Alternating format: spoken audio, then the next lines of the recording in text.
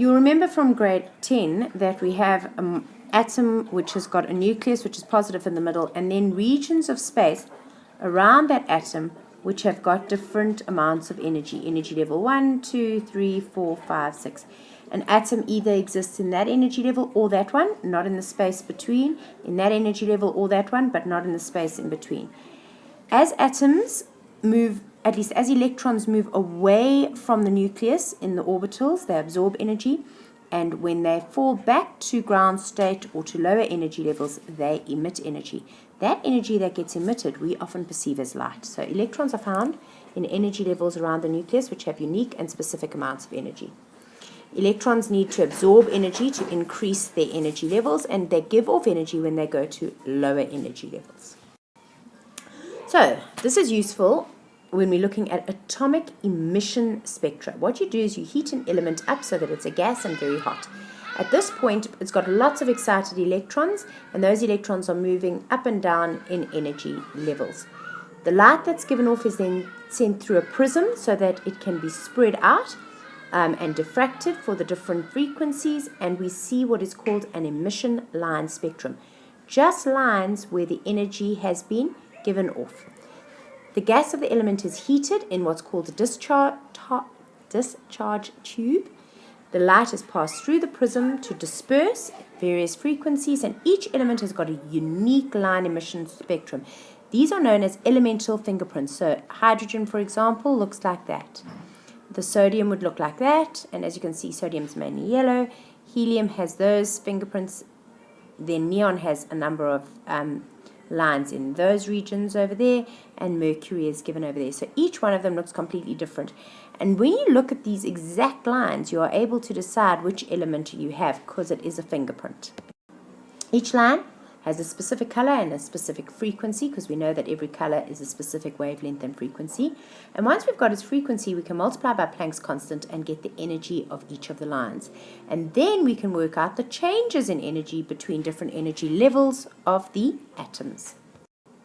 So if we're sitting there and we've got a bright line spectrum or an emission spectrum that looks like this, we can clearly see we've got a bright line there, we've got a bright line there, and we've got a bright line over there. So here, that this bright line over here would be on, let's say, around about 486 nanometers.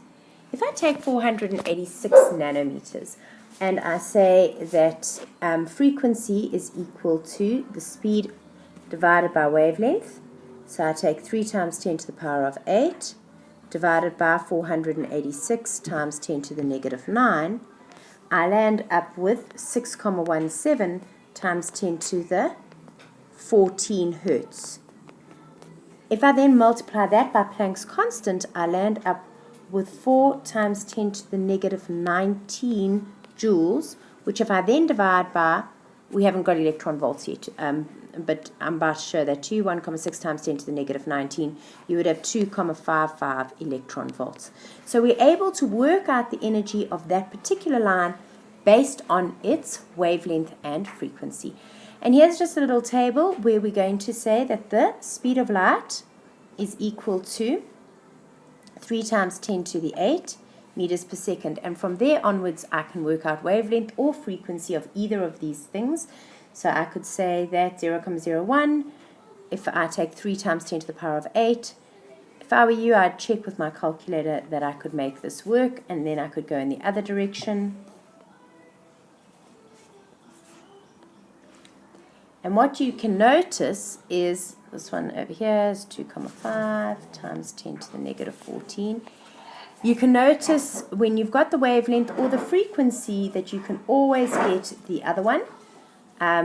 So here that's 6 times 10 to the 14. And what you should notice as a trend is as the wavelength's getting shorter, the frequency's getting longer, or bigger rather. In each case, then I can take the frequency and multiply it by Planck's constant, and then I am going to get energy in joules, so it's 1,99 times 10 to the negative 22. This is 4,64 times 10 to the negative 20. 3,99 times 10 to the negative 19. Each time I'm taking the frequency and multiplying it by Planck's constant, which is 6,63 times 10 to the negative 34. And over here, 7,9 times 10 to the negative 12. Which obviously means that here I would just divide by Planck's constant in order to get a frequency value. And I land up with 3 times 10 to the power of 18.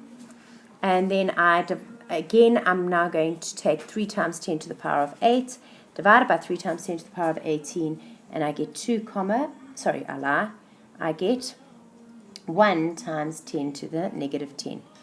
The big thing here is to see the trend over here in increasing wavelength, decreasing wavelength, increasing frequency, and increasing energy. Remember, if this negative exponent gets smaller, you're actually becoming a bigger number overall. The other thing is that where would you find these in the electromagnetic spectrum? And you've got specific places. This length wave is going to be in the microwave region. This is in the infrared region. This is in the visible region. This is an X-ray. And the last one is a gamma ray. If you have a UV spectrum from solar, you would be able to see that there are specific lines, they have specific brightnesses, and then if we were given the exact wavelength, we would be able to say, using that wavelength, I can work out the energy of that particular energy jump inside the atom. So in an exam, they could present you with something like this. They would need to be more specific. They would have to tell you exactly, these are in angstroms, which is times 10 to the negative 10 meters. So it's slightly different from 10 to the negative 9. But anyway, they would have to tell you that. You don't need to know angstroms. Then you can work out exactly where that line is and where that line is, and then maybe they'd ask you the difference in energy between those two lines, but they would have to give you more information over here on this axis, and you are then able to calculate the energy of each line based on its wavelength. Because energy is so small and all of our numbers were like 10 to the negative 22, 10 to the negative 20, 10 to the... we measure them in another unit called electron volts, and it's EV, and all we do is we take, let's say we had a number like 4 times 10 to the negative 19 joules. I divide that by 1,6 times 10 to the negative 19, and I land up with 2,55 electron volts. You may think, what do I need to know this for? Well, often they'll give you the energy in electron volts, and you then need to multiply it by 1,6 times 10 to the 19 in order to get it into joules. So if we have this image below, and we are expected to work out the spectra of calcium at the top and sodium at the bottom, you need to get the frequency and the energy of the two brightest emission lines for each of these elements and show your working and record your answers. So this is the kind of thing you would have to do. Let us say that's a bright line.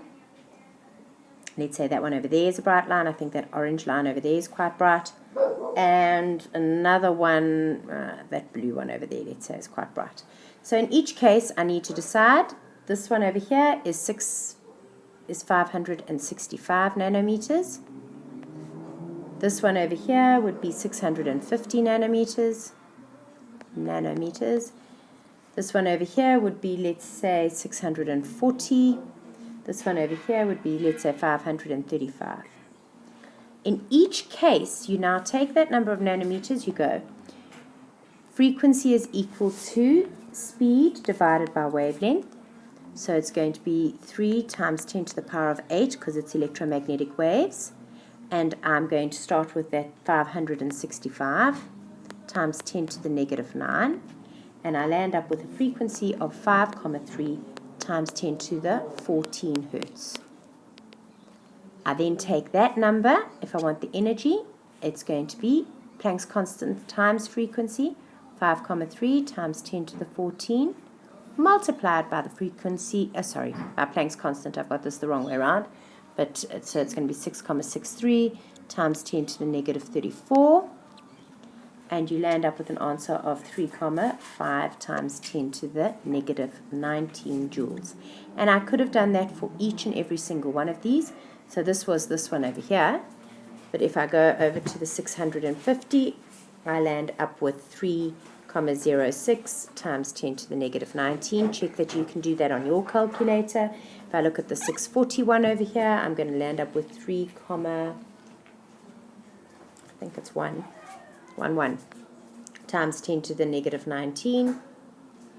And finally, for this 535 over here, we land up with 3,7 times 10 to the negative 19. So each time you can work out the energy of those lines.